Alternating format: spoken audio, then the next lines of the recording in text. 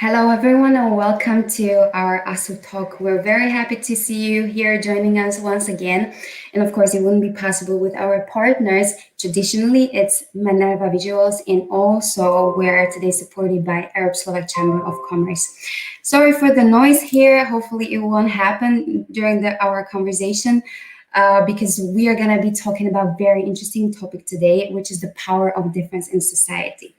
And for those who don't know us yet, every month we're bringing you a very special and unique discussions, this time dedicated, as I said, difference in society. And of course, we are to be found on almost every social media. So let's count it together. It's Facebook, LinkedIn, YouTube channel, Instagram, and that's about it. So in case you need to find out more information about, you're always very welcome to join and to see what's new in these social media. You will always find every possible information. And of course, I cannot forget our page, asu.sk. So everything is going to be there, okay? Also, very important information to mention that in case you are not able to make it live, you can always rewatch our sessions later. And you can always find it, as I said, on our YouTube channel. So in case you are interested about in different discussions we had the last time, you can always go back and rewatch anything you're interested in.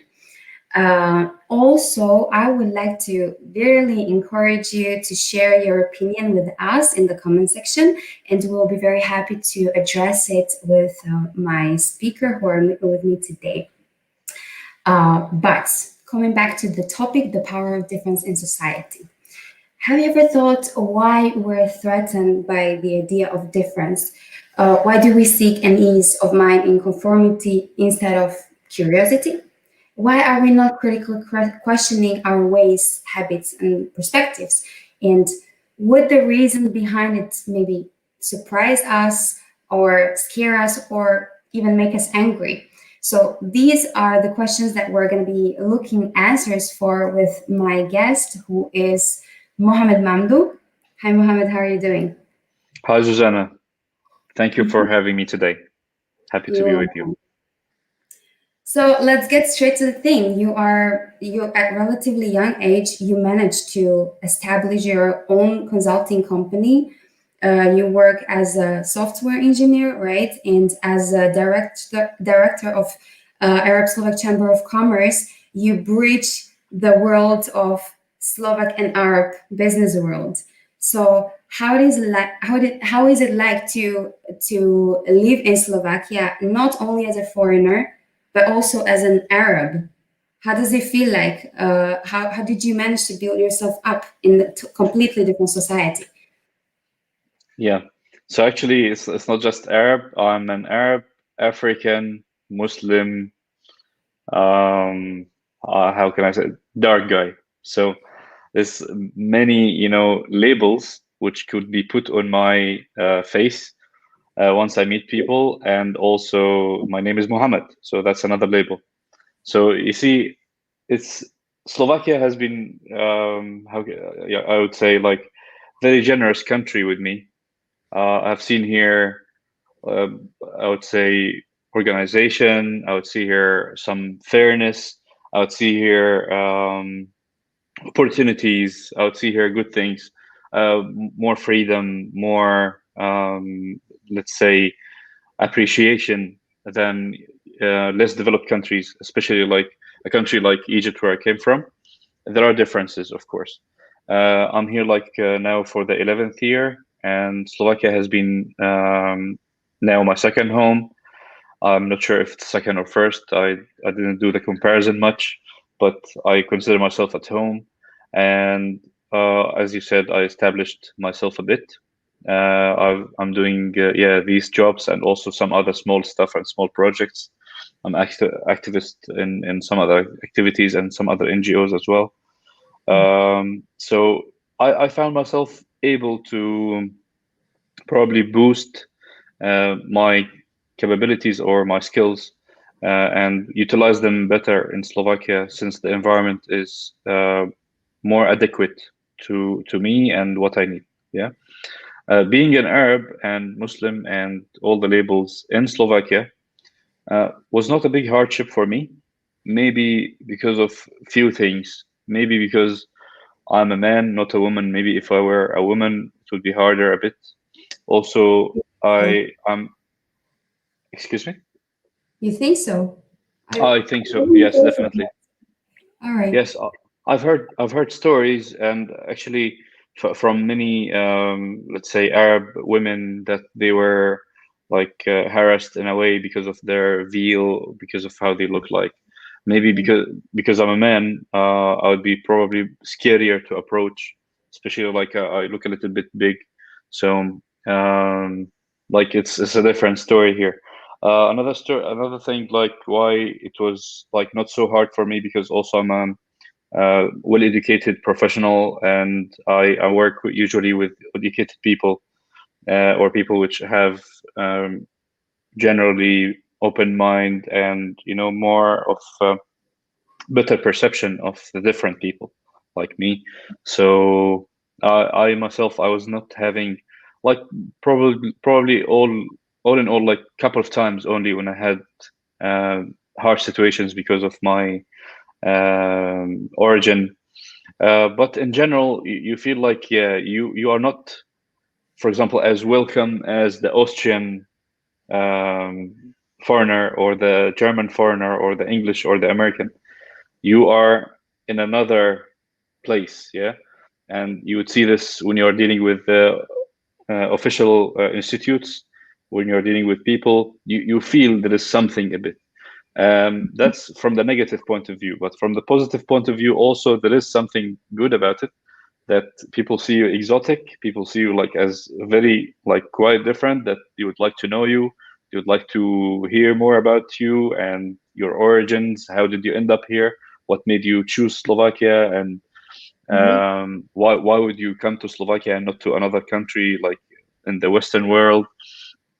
So you become a little bit like center of attention at many situations, and you if you are probably like a good person, or you excel in something, you are special in something, then you are seen much easier in that case, because you are anyway in the center of attention. So there are good and bad things, or negative and positive. But in general, like being an Arab in Slovakia is not so bad. I mean, it's cool, it's fine. Yeah, I'm always trying to be like a positive element of the society. At least, like if I'm perceived by few or many in a certain way, I would like to perceive myself as a positive element in the society, where I would definitely like, if I leave here some kids or another generation which come after me, that they would have good conditions and good life. I see. If I may be a little bit personal here, you were mentioning positive and negative attitudes towards you. Could you be a Yes. little bit more concrete? How Okay. was it when you first came here? What was maybe the striking point for you? What were the negative attitudes, and on the contrary, what were the positive ones? If you mean stories, like what are the negative? Okay. Yeah. Well, once upon a time, I was on a trip with my friends, Slovak friends, to Poprad, and we were standing in a queue to buy some bakery, and then some guy which looked like, I don't know if drunk or homeless, was pointing at me and was saying like, "Look at this guy, he looks like an Arab or something." That's what I could actually understand. And Mm-hmm. then what I noticed is that all my Slovak friends were defending me, and they were like, "What are you saying? Stop saying this and get away," or whatever. It happened to me another time in Tesco.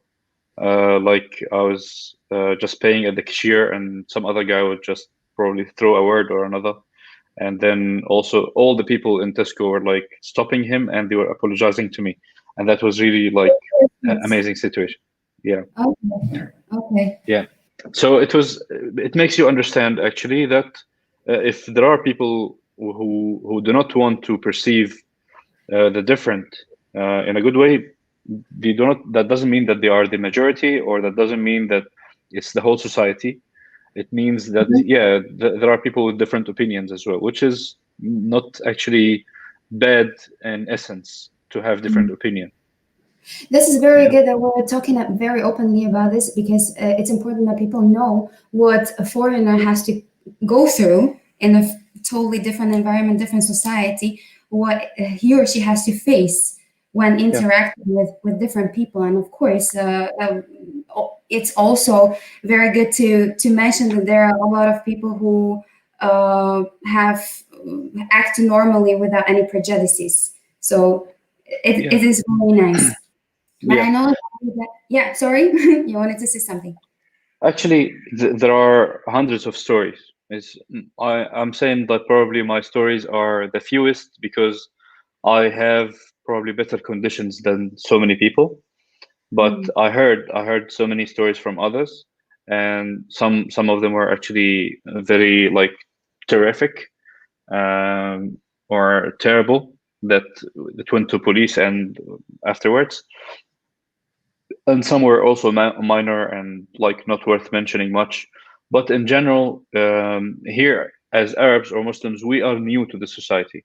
The society is not used to have like many people from Arab countries or Muslim countries, uh, comparing to other Western countries or other European countries. So if you see like UK, France, Germany, Italy, Spain, yeah, they already had interaction with Arabs and Muslims much longer than they have than Slovakia has interaction with Arabs and Muslims as Slovakia. Because Yeah, actually, when it was Czechoslovakia, there was a very big interaction, but probably this was forgotten for some time. I Yeah. know about you. You're a social political activist, and when the terrorist attack in Vienna happened, which was, I believe, it was last year, November or October, something around that time, you offered on social media. You offered your services to people free of charge. You offered that you're going to be shopping for them. You will create a website for them, or you will consult with foreign police for them. So what was your motivation behind it? And was it maybe to show that you as an Arab can be beneficial and not destructive to society? Okay, no, it's not to show anything, basically. What I had, like the main environment and feeling and atmosphere, like around this whole situation, was that people started to be extremely angry at once on Arabs and Muslims together. Yeah, once this was actually happening. Although, um, like there were no investigations yet, nothing happened, but it was a volcano. It was erupting already. And you can think about this kind of event happening with the circumstances of corona, pandemic, isolation, social distancing, people staying at home. That brings to people like natural paranoia, natural Mhm. um, overthinking, and it takes people to trying to find the enemy within. Like they're trying to find where is the enemy, who is the enemy around us. It was a very simple idea of mine that I just wanted to make the life of people a little bit simple here. Yeah, okay, guys, I'm offering myself, and I knew I'm like it's natural that I knew that they would perceive me as Mohammed. Yeah, my name Mhm. is obviously it explains a lot. So they will perceive me as Muhammad. And once they see Muhammad trying to offer them help, that means they can still feel safe. That means that not everybody is their enemy. That means that the enemy doesn't need to be within. And probably if there are bad people, then also there are good people. And in that case, we will feel easier. Yeah. So I was looking at the consequence. I was not looking at showing something like to show myself or to show others, whatever. I was looking at, okay, is this a way that I can stop this volcano from erupting and probably destroying everybody? Yes, that was a way. And the magic actually which happened, and I'm not just bringing it to like claiming this magic to me. But this magic happened because actually there were so many good people also in the group where I advertised this that were so happy also to offer help afterwards. So once I started offering help, in the comments you'd see that so many people were starting to offer help, and then they were Muslims, non-Muslims, Christians, Slovaks, non-Slovaks, from everywhere, and it was like a very nice symphony. Like everybody was singing together that yeah, we are brothers and sisters, we love each other, we are now ready to help each other and like make our lives easier. And that's So actually the it was yeah, more of a human yes, attitude to show the definitely. humanity. Mhm. Definitely. So at some point, yes, the humanity prevailed, and all other like political driven or religious or ideological drives behind this anger were suppressed, and the humanity like just prevailed very quickly. And it was actually a very good moment. I felt so happy at that time. So Yeah. how many people were you able to help? Excuse me. How many people were you able to help? I okay. How did you manage it? No, Because you must be extremely busy person considering how many activities you have, and yeah, and yet you still offer yourself yeah. for the benefit of others. Okay. I had to explain this to some of them also. Like they were asking me, You're Uh, supposed to be a busy person. How are?" So I was being busy is just a state of mind. You have 24 hours a day. Yeah, 24. If you sleep between 6 to 8 hours, you still have 18 hours to use. Yeah, that's a lot. That's really a lot. If you Come on, know man. how to manage this time, yeah. You have to take a break. Come on. Yeah, you take a break. It's okay. But you also can use your break to help people. That will make you feel good. If you try it once, you would know how you enjoy that. And actually, to use your brain in overthinking or to think about others is something which probably should be put aside. And then use your brain in solving others' problems, especially that they could take 2 or 3 or 5 minutes. So if you ask me like how many people, I don't think there were more than 10, and like couple of deliveries I did, and couple of consultations, and also 3 or 4 websites. I don't remember much how many now, but also like what I found really good is that all these people, like after I was helping them, they were thanking me back on the same post, so everybody could see like what's going on and stuff. It was like I lost count. I was not counting at that time how many people. Yeah, but what I remember is it was really healing for me to make the life of somebody else easier, because when you see the result of what you do as to make somebody happy, to solve a problem for someone, Yeah. you definitely get extremely positive vibes, and you this is helping you to even move forward, and it It's pushes you actually to more continue. rewarding for yourself than Yes, for the others in many occasions. definitely, definitely. These are stuff which probably not so many people are thinking about in this busy life, going to work and then coming home, taking care of family or whatever. Yeah, and people are maybe telling themselves, if I don't take care of work and family 100%, I shouldn't be taking care of somebody else. But Mm. actually, taking care of the others first helps you taking care of everything. It should be also as equal, or let's say having good priority also in your life, to dedicate for helping others, being good to others. Yeah. And you see, this also our follower here with a very strange name likes your attitude. He says, and he's asking, how long have you been living in Slovakia, and how do you speak Slovak? Maybe you can say No, something as well. hej, hej. No ja som tu už na Slovensku 10 rokov. No a hovorím po slovensky. Krásný. Jasné. And Yeah. he also has another question. Does Mohammed think that the integration process is better in Slovakia for Arabs in general? In France, Germany, or Sweden, there are issues with integration. How to avoid it in Slovakia?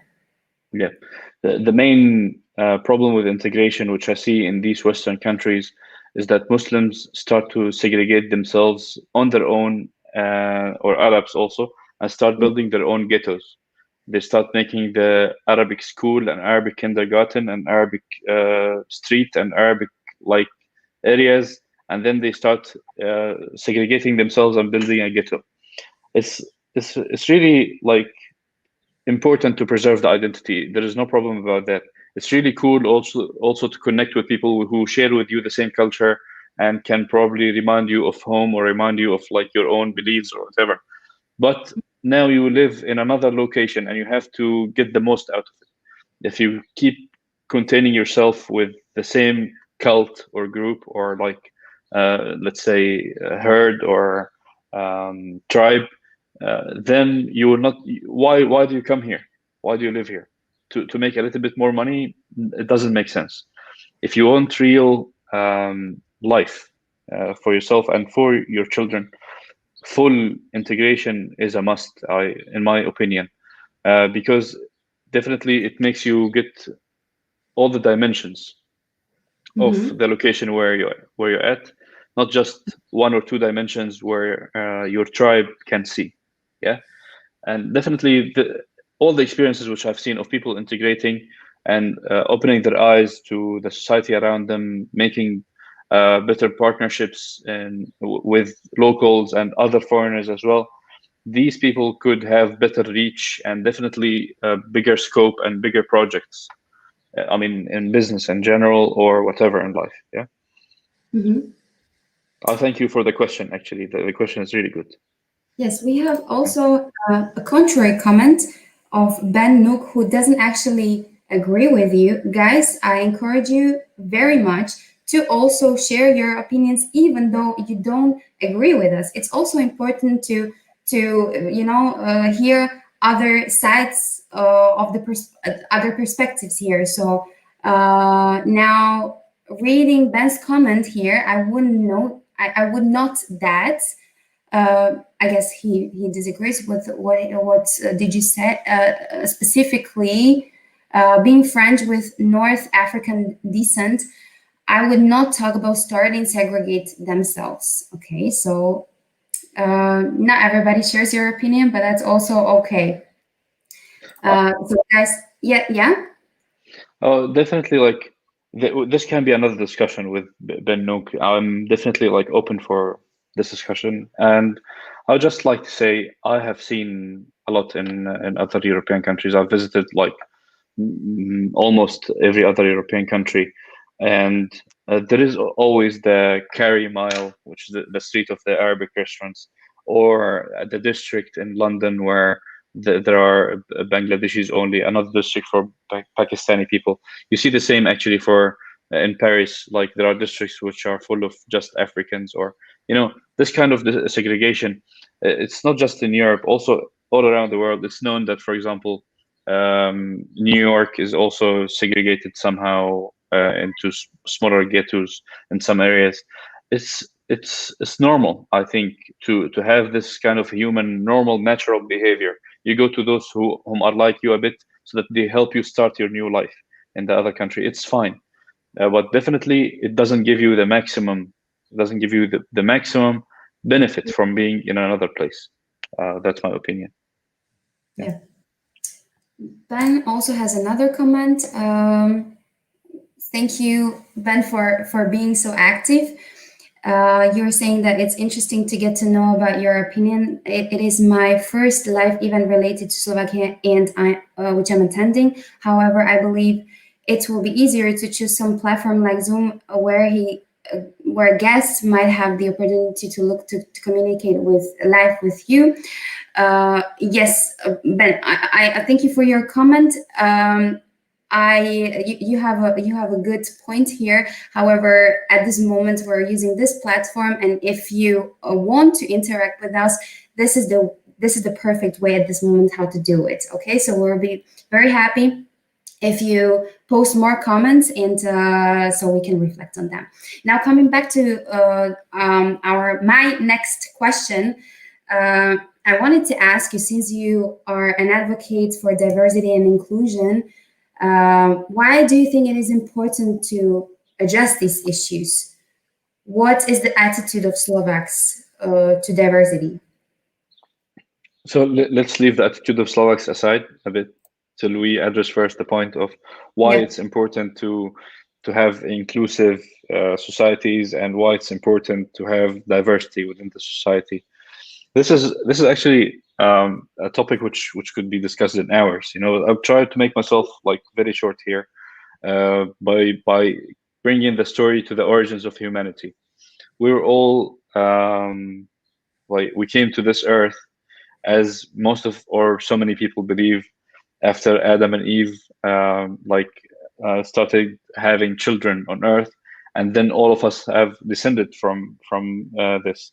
So in the beginning we were all like, okay, brothers and sisters, and then cousins, and then far cousins, and then tribes, and then these tribes have gathered together in some places, and then they started making bigger groups of tribes, and then countries, and then empires, and then these empires went up and down. And yeah, but what you can learn from this as just a normal observer is that first of all we have the same origin, but at the end we went all over the earth, we had different experiences, and we have started to develop our own culture and civilization and history, which probably some other people on another side of earth wouldn't know anything about yet. And then the globalization has started, or traveling through air has started, or uh, to happen like a lot, and then people started to know each other and learn about each other a little bit more. So what happened here is, as humans, we started to create our own team. Yeah. So you remember, since you are a child, it would always make everything more interesting that we are two teams. We play hide and seek, so there are hiders and seekers. We play football, there are two teams. We play anything, there are two teams. Why is it so interesting to have teams? So that we can say we and them, right? But if you return to everything to the origin, there is no we and them. There is only us, all of us. Yeah. But it happened at some point of time. There are people which look different than others, people who have different heights, people who have different sizes, different skin tone, skin color, and tongue and language, and a lot of difference. Now, if you see in the human history all the points of rise and fall, you would notice something very, very interesting, that all the points of rise of empires or states were the moments when these empires or states started using more than one element of humanity and put them together, or even more than two elements. So think about any empire in history. If this empire could have only one race or one kind of people, it's impossible. Like Roman Empire, Persian Empire, Chinese, any kind of Muslim empire, British Empire. Excuse me? Egyptian Empire. Egyptian Empire. Yeah, even Egyptian Empire, there were like many people within. Like there were Bedouins, there were people of Kush, which are the southers of in Sudan and in Ethiopia and other countries. Also people of the Levant and people in Turkey. They had different names. So definitely, like there was no empire which could have sustained within to having one race. Yeah. So adding other elements usually is giving you the leverage to expand, to see other culture, to learn from it, to develop your core of the empire or the state, and then you would be able to understand more people, to leverage their own perception, culture, history, civilization, and add it to your own. Now in this modern world, there are no empires. Yeah, but there are always like business cities and countries which are usually extremely successful when you see different elements there, because all this diversity is bringing a lot. Now, let's make this simple. Suppose we are a company of 10 people and all of us are Slovaks, yeah? But we had among us one person who is half Slovak, half British, and another person who is half Slovak, half French, another person who is half Slovak, half Spanish. These three people would be able to perceive and understand the culture and the needs of potential clients for the company in the English speaking world, in the French speaking world, in the Spanish speaking world. That Yes. means probably adding 1 billion potential clients to the company just by having three different elements within the company. To come to a more practical situation, you see, for example, the team of Joe Biden, the president of the US. He has many counselors and assistants or secretaries, which are responsible for different files around the world. I mean, geographical files. So, for example, he assigns to the Middle East somebody who had Middle Eastern origins. Why would he do that? Because this person from the Middle Eastern origins would understand and perceive the people of the Middle East much better than any other American person. Yeah. Mm. So if you actually host, let's say, immigrants or these different people, this strange people, and bring them to your society, treat them as one of you, you can later on use them as the bridge to connect with others, to make sure that your interests are in the right place, that you perceive the other in the best way, and that you are also making the best of this kind of relationship between countries, companies, people in general. So I'm not, in that case, also, I'm not against preserving the identity of, let's be specific here about Slovakia, for example. I myself like to go to the countryside of Slovakia and to see how people are living there. What is their food? What are they producing? How are they living? How are they dressed? How they talk, without having strange elements around or strangers around, because this is something nice to see. It's a nice experience. But definitely, I would see this like maybe once a year, twice a year, and then I would be just happy with it, and then it's just an experience which would go. But it doesn't mean that I would keep the main cities of Slovakia isolated from foreigners and the different elements, and that I wouldn't include them to keep them just Slovak, to preserve the identity in the main cities like Bratislava, Košice, Žilina, and Prešov, or like the main cities. It doesn't make sense. Actually, the more diverse you make it, the more strong your country is going to be. And I'm definitely an advocate for this, and I think it's worth thinking and discussing and pushing within the society, so that people start to appreciate actually the value of having more of difference and more diverse in terms of the demographies of people which are residing in the main cities of Slovakia in general. Yeah. So when we contextualize this idea of inclusion and diversity to Slovak environment, what is your what do you think? What is the attitude of Slovak towards difference and towards foreigners in general? And do you think it has changed over the course of those 11 years since you first came here? Yeah. So actually, I noticed at some points, like some people were like, "What is this Mohammed doing here?" And people feeling like they see a ghost once they see me and stuff like that. And I was taking it funny.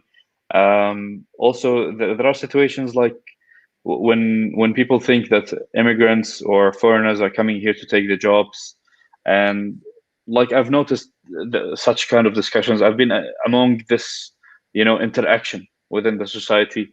Also, since the immigrants crisis have started after the war of Syria, and I wouldn't say that Slovak people are harsh or evil. I would say Slovak people are afraid. Yeah, they are afraid to know the other, and it's normal. You are usually worried. Who is this other? Like, are they good people or not? They are not sure that the others are good. It's simple. It's as simple as this. I invited my dear mom to Slovakia, and my dear mom is wearing the Islamic veil, even more like burqa. Yeah, she's covering even her face. And when she was here in Slovakia, we went to some park, and then we meet a little Slovak lady, like 3 4 years old, and then she points at my mom and she says "bubo, bubo," like Mhm. monster. Yeah, this is a natural thing. This is we are not angry because of this. We understood. It's something which she sees in the cartoons, maybe that people which are ninja looking like are monsters, are evil. So the Slovaks are new to this. You cannot neglect the fact that under Czechoslovakia and the communist time, if I can describe it this way, was probably more into isolating this part of the world on itself and not helping people here know who is the other. Also, there has been a wave of media, let's say media against Muslims and Arabs and Africans and Chinese, Asians in general in the West and a little bit in Slovakia also, which has made people, because they didn't have other sources to know who are these people, like Yeah. the only source, which is the local media or whatever, did not deliver a full picture. So anyway, to Mhm. cut it short, because this question has taken long time probably, that Just so I you would know, say we are receiving increasing number of comments. So I see. Just to cut it short here, there is usually after the first wave a reflex, yeah, and after a little while, I started realizing that Slovaks, especially in big cities, they started to understand and perceive the immigrants, especially Arabs and Muslims, in a better way, and that has started improving over time. There was, in my opinion, a populist government in Slovakia, which used such situations as minorities and Muslims and Arabs as a way to, push people into fear and push people into electing them. Um, and actually, that was another factor. And it's really good that this government is not here right now. I'm telling my personal opinion. That's not the opinion of Arabs or Muslims, but that's my own opinion that this kind of politics, which is pushing people into fear from immigrants, from different people, is definitely not healthy, and is definitely can be used usually with children or uneducated or less civilized people. But Slovak people have proved actually to be um, um, like better than this, and they have proved to not to listen to the populist propaganda, which is something really good in Slovakia. So my perception is that Slovakia is now much better than before, even getting better day by day. I'm in the IT sector in Slovakia, and there are so many developments in that sector. There are so many good Slovak companies. They are world-class companies right now, like Eset, Sejek, Slido, Exponia, and probably some others as well. we can And make you for them, no problem. We're not excuse paid me. by anyone. You Okay. just make a nice advertisement for them. It's okay. Well, they are actually. I'm sometimes proud to just mention the names because they came right from Fine. here. You know. Mm. Yeah. And now it's time for Slovakia even to take its place more in the nations and to prove to everybody that even a small country can mean a lot. We have another comment from Mihranja Jayavardhana. I hope I pronounce it correctly. He says, "Hi, Mohammed. It's been a nice conversation, and you seem to have a very good perspectives regarding core European values. However, I have two questions regarding core European values. First one, how would you compromise homosexuality and your religious beliefs?" Oh, difficult question. Okay. Second, why do you think about Muslim girls marrying non-Muslim girls? I think that's supposed to be the other way around. About Muslim girls marrying non-Muslim. boys. Guys, yeah. Yeah, a small story. One of my friends from Bulgaria wanted to marry an Egyptian girl in Egypt, but it was not allowed by Egyptian law, which I found extremely discriminatory. What is, I guess, yeah, he wants to share your opinion on it. Yeah. Let's Tough try one, to, Tay. because we have also another comment, and I have more questions to ask you. So, very briefly, if you may. Yeah, a tough one to take it to the personal level like this. But anyway, what I'm here trying to tell you, Mihranja, that we are different. Yeah, and nobody can say this. These are the European values. You can claim that these are the European values. Somebody else would say no, otherwise. Homosexuality is a disputed topic in Islam, in Christianity, in Judaism, in even atheism, even people like thinking in general. So here what I'm trying to say is being different and having your own opinion about something is the constant, but then like there is no constant, which means European values. European values have evolved probably 30, 40 years ago. What about European values 50 years ago? Were they the same, or are they changing constantly? They are not constant. Yeah, they are something which can keep developing as people evolve.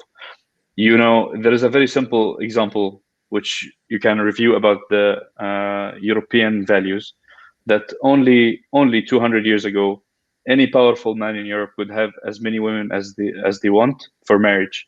Although this is also like they could be named John or Martin or whatever, not Mohammed. In Islam, there are you can have polygamy, and it was in Europe um, existing because of natural needs. Women needed protection. So anyway, what I'm trying to say here, let it go. I mean, let this kind of difference go, and let people believe in what they want. They are not, unless they are enforcing their idea on you, you shouldn't really care. There are Jewish communities, Christian communities, Muslim communities, other sects, other cults, which can have their own ideas and minds peacefully set for something, and unless they are affecting you, you should just respect what they have as they respect you as well. Respect should be mutual, and let everybody think what they want. If you would like to ask me my personal opinion, I don't think this is the place nor the time. We can have a separate conversation, and I can talk with you about it openly without any problem. Yes, if I may add to this, I believe that there are even disputes even within the communities themselves. So, as you said, the values and beliefs are not stable. They are not written on a piece of paper or on a stone somewhere, but they keep constantly changing. And it doesn't mean that if there is an official value or official belief, that people don't, even within their own communities, don't question it. So there are Right. different attitudes to it, right? So Right. so we can hardly say something like a unified belief exists even. Definitely. Definitely. Okay, Alex is asking, I think having immigrants in Slovakia, just like in other European countries, is inevitable and a good thing for the natality. Okay, I get lost here. Sorry, inevitable and a good thing for natality production and for the future. I lately watched a documentary about Japan where they are very close and not inclusive. Their population is drastically going down. It is predicted that by 2050, they will go down to 80 million people. Currently, there are 130 million.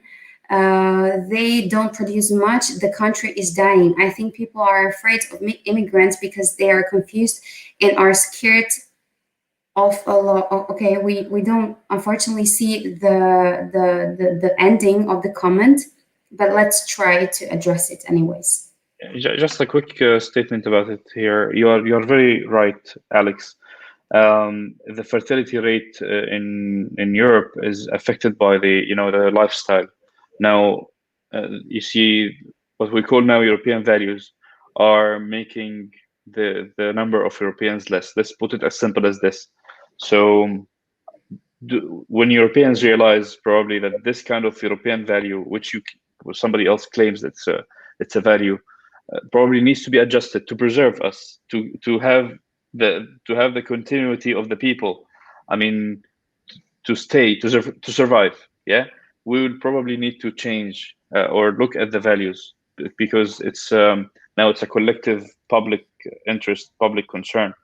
And definitely, like, you know, stories about immigration, even in Europe after the Second World War, the immigration was actually inevitable and necessary, because definitely, like, nobody was happy to see such a disaster, but definitely it was the reason that the immigration would start, because there were so many destroyed countries which need people to work and build again. And the colonization countries and the destroyed countries, first thing they thought about is to bring those workers who could be like active and powerful, and they can rebuild our countries.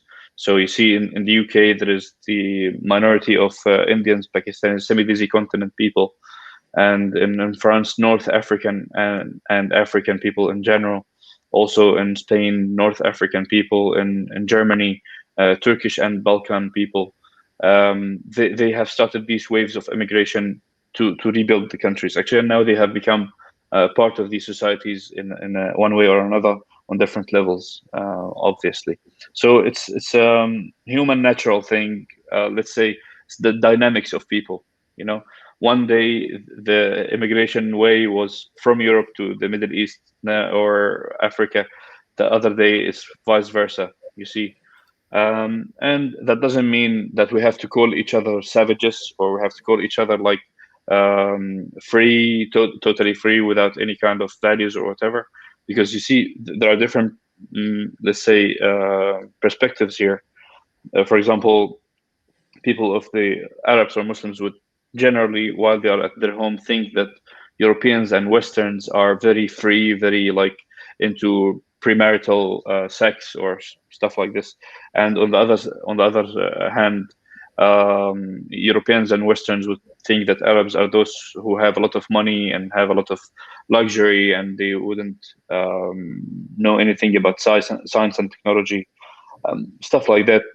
People till recently were thinking that people in Egypt are like people talking to me in Slovakia, thinking that people in Egypt are transporting on camels, or getting dowry for marriage by camels and cows and stuff like this. These are like just perceptions. But going back to our topic, because it's a human necessity that people keep actually moving, and a little bit of pushing and fighting. Also, civilizations would definitely they will reach a moment that they will have to start to prevail. They will start to probably be like the civilization which prevails by the other civilization to look up to it. They would think that, yeah, these people are having better life than us, then probably this kind of civilization is better somehow. So that's definitely very, very natural.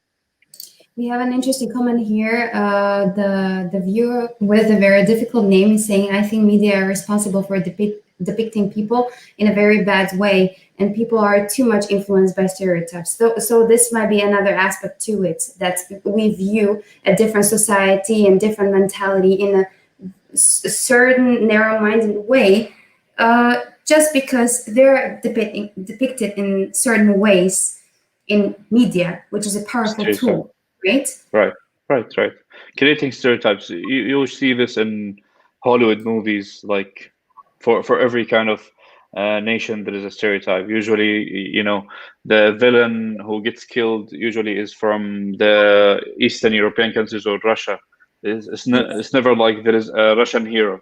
And you see the Arab guy is usually dressed like in a white whatever ghost dress, like and having a lot of money and whatever. You see that the American cowboy is always the hero, and this stereotyping people is a media thing and movies thing. So if you'd like to learn, you better like meet people yourself, get to know them, have a discussion, open discussion with them, make friends, start having normal social life with the others, so that you understand Yeah, really very who they are. perfect.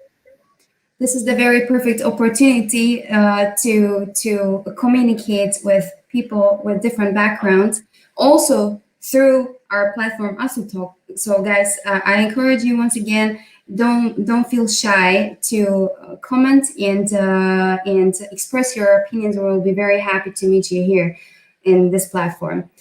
So, I wanted to ask you, Mohammed, to switch perspectives now.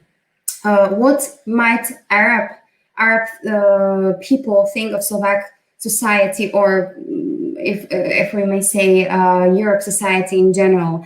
How does it affect, say, businesses? You know, since you're a director of Arab-Slovak Chamber of Commerce, you maybe can comment on that as well from a business perspective. Yeah, it's basically, it has been up and down a bit with Slovakia.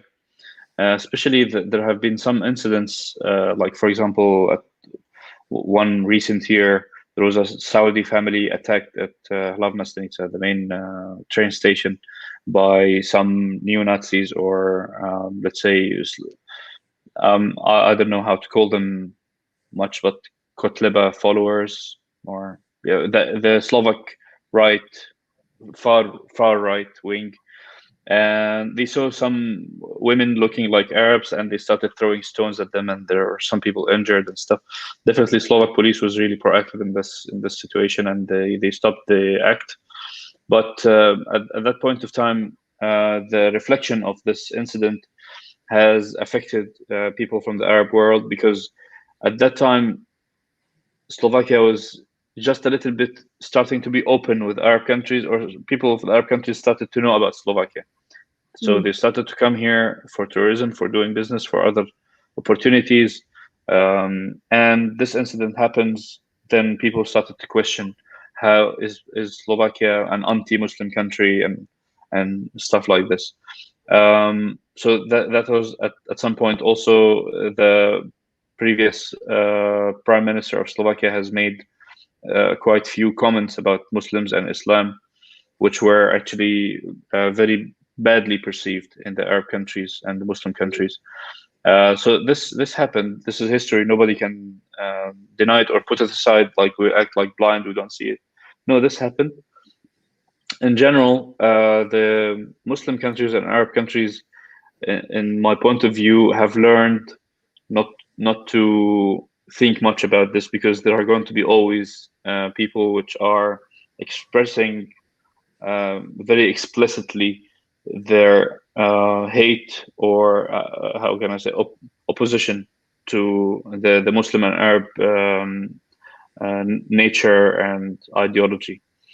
And in that case, the Muslims and Arabs are anyway dealing with everybody, but they know that there are still some people which are skeptical about them, or hate them, or against them, oppose them anyway. Yeah, so I hope I answered the question. Thank you.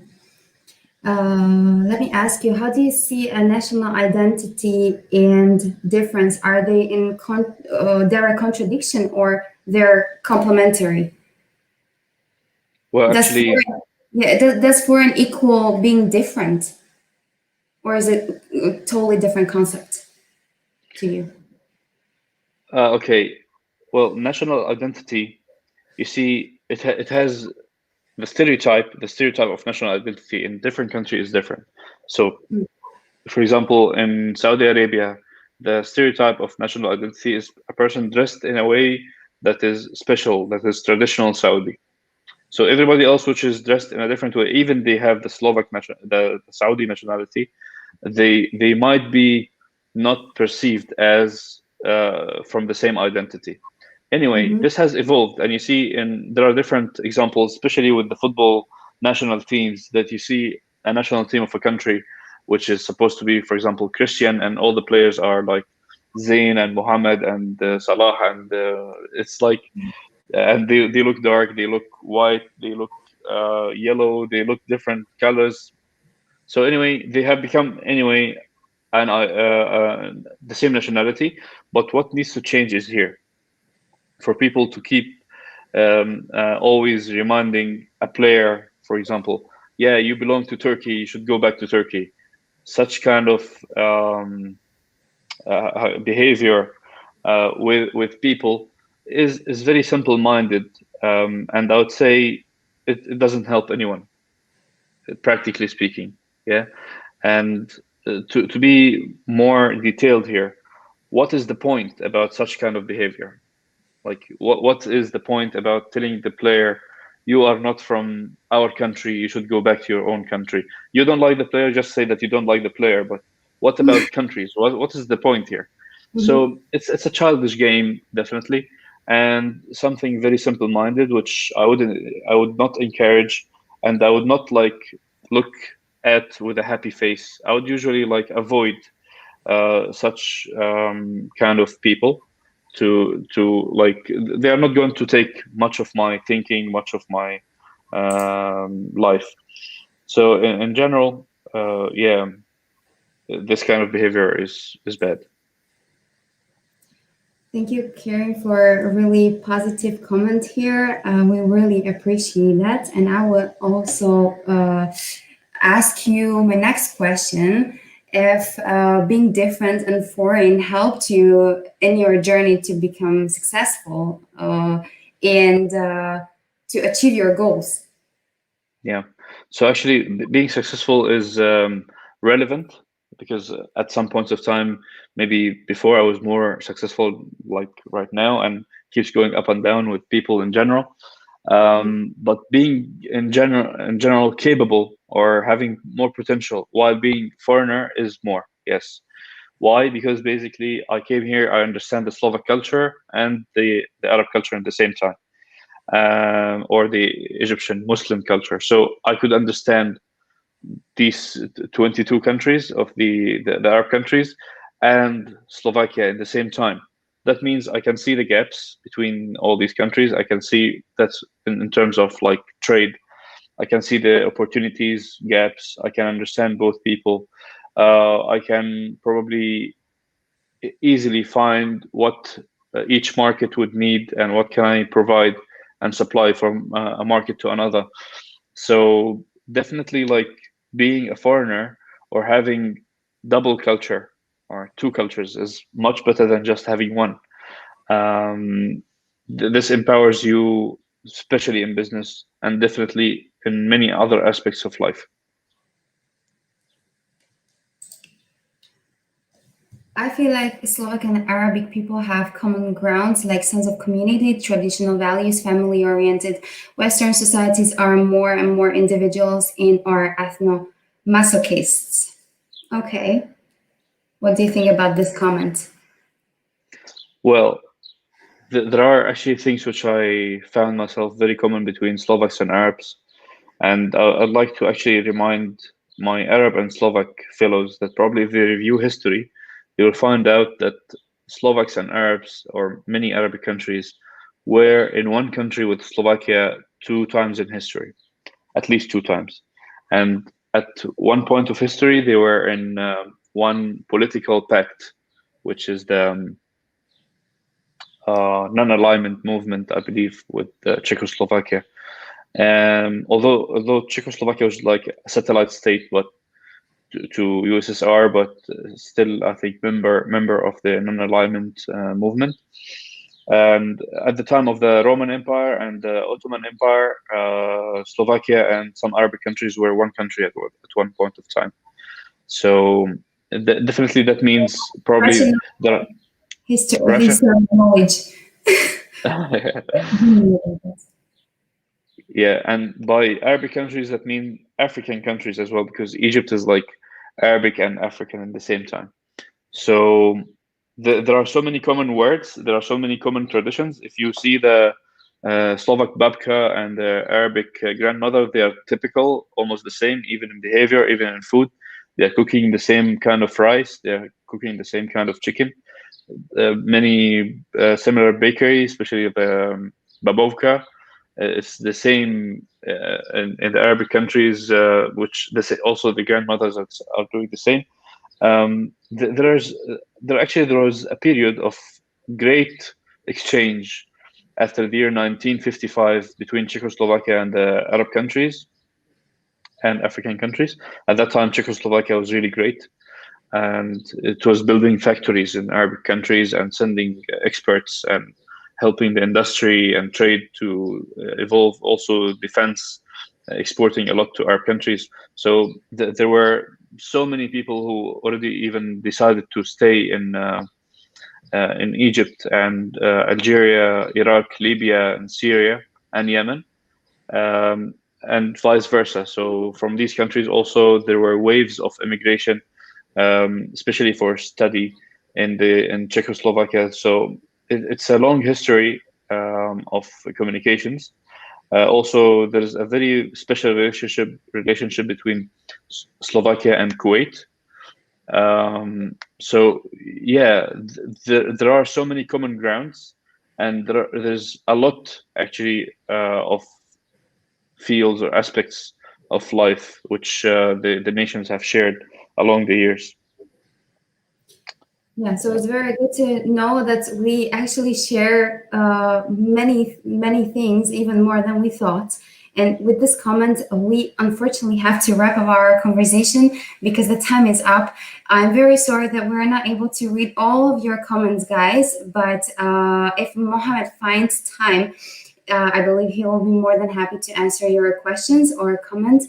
For now, we have to end our session today, but I will be very happy to see you next time. Just please bear in mind that we are meeting every last week in the month. So next month, let me tell you, we're going to be talking with a Slovak anthropologist who happened to do the research in Congo in a very traditional African community. I will tell you, or we are going to tell you more about that in our comments, in our posts on Facebook, on LinkedIn, on our YouTube channel and Instagram as well. So please follow us to be always updated. We'll be very happy to see you next time. So you have a lovely evening and see you soon. Ciao. Thank you, Zuzka. Bye. Thank you. Bye.